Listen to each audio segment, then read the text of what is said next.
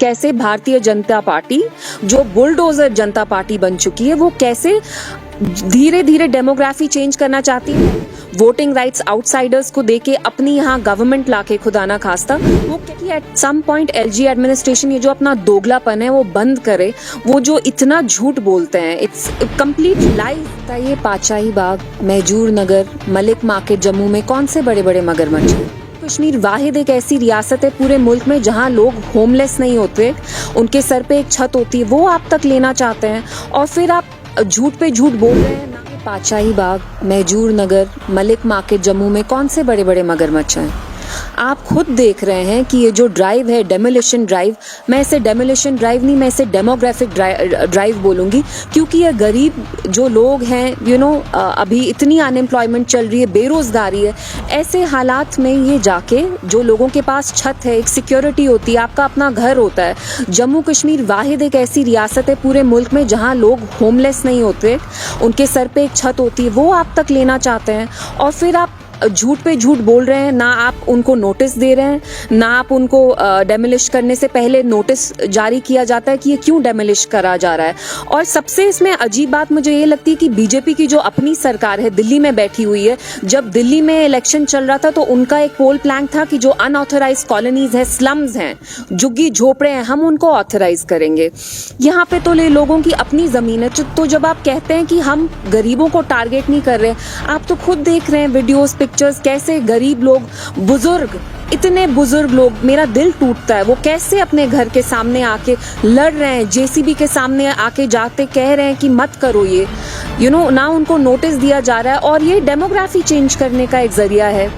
पूरा आर्टिकल 370 इसीलिए गैर कानूनी तरीके से इसीलिए हटाया गया, तब शायद लोगों को समझ में नहीं आ रहा था, अब उनको धीरे धीरे करके आई थिंक शायद समझ में आ रहा होगा कि कैसे भारतीय जनता पार्टी जो बुलडोजर जनता पार्टी बन चुकी है वो कैसे धीरे धीरे डेमोग्राफी चेंज करना चाहती है। पहले लोगों से जमीन लेंगे, उनकी ज़मीन उनसे लेके बाहर के लोगों को देके, यहाँ की जो लोगों की आबादी है कम करके, वोटिंग राइट्स आउटसाइडर्स को देके अपनी यहाँ गवर्नमेंट लाके खुदा ना खास्ता वो कैसे, क्योंकि उनके लिए जम्मू कश्मीर हल करना उनके लिए एक मजहबी प्रॉब्लम है, उनके लिए एक रिलीजियस प्रॉब्लम है, जिसका सोल्यूशन है कि आप मुस्लिम्स को बिल्कुल डिसएम्पावर करिए।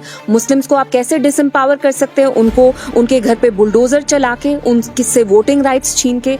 तो लोगों के लिए समझना बहुत ज़रूरी है और मैं आई होप कि at some point LG administration ये जो अपना दोगलापन है वो बंद करे, वो जो इतना झूठ बोलते हैं, इट्स कंप्लीट लाइज, ना आप उनको नोटिस देते हैं। मुस्लिम डोमिनेटेड एरियाज में आप जा रहे हैं, it's a dirty game that they are playing. Bhajpa कहती है कि आज लोगों के हाथ में पत्थर नहीं, आज लोगों के हाथ में स्पोर्ट्स की तरफ ज्यादा लोग, नौजवानों की बात करें आप, आज पत्थरबाजी नहीं हो रही, आज लोगों के हाथ में जो खेल कूद के मामले में बहुत जम्मू कश्मीर की जो यूथ है वो आगे जा रही है। पॉलिटिकल पार्टियों को दर्द ये हो रहा है कि इनकी अब सियासत बंद। अच्छा, 70 साल इन्होंने सियासत किया क्या इन्होंने जम्मू कश्मीर? आपके सवाल पे आपको बुरा लगेगा, मुझे थोड़ी हंसी आ रही है।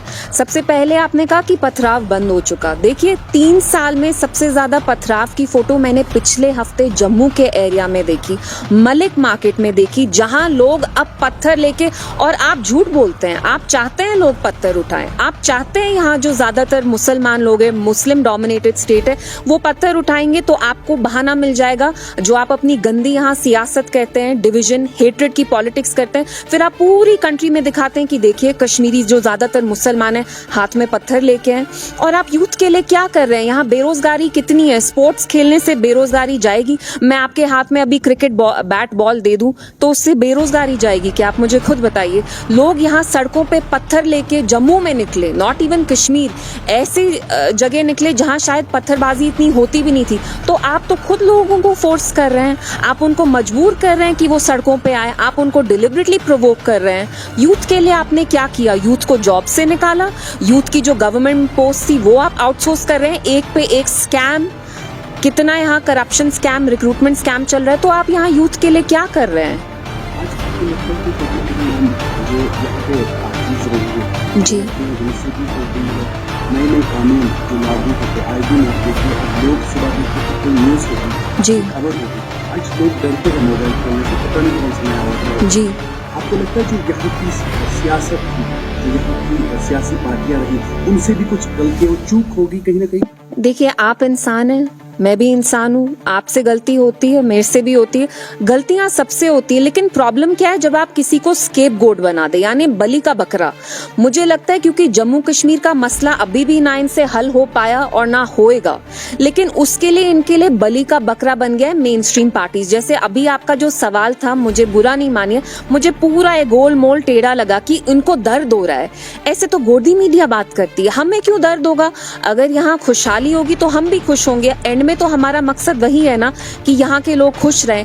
तो ये इतने अजीब अजीब सवाल पूछना, मुझे लगता है जो यहाँ की मेन स्ट्रीम पार्टीज हैं वो इनके लिए बहुत इजी स्केपगोट यानी बलि का बकरा बन गए। 5 साल से तो जम्मू कश्मीर सेंट्रल रूल के अंडर है, सेंटर में भी बीजेपी की सरकार है, एलजी एडमिनिस्ट्रेशन भी हमें पता है किसके डायरेक्शंस पे चलती है। तो व्हाट इज स्टॉपिंग देम? तो आप कब ये ब्लेम गेम्स छोड़ के यहाँ असली विकास करेंगे? विकास आपका है ही नहीं, वो तो आपका मतलब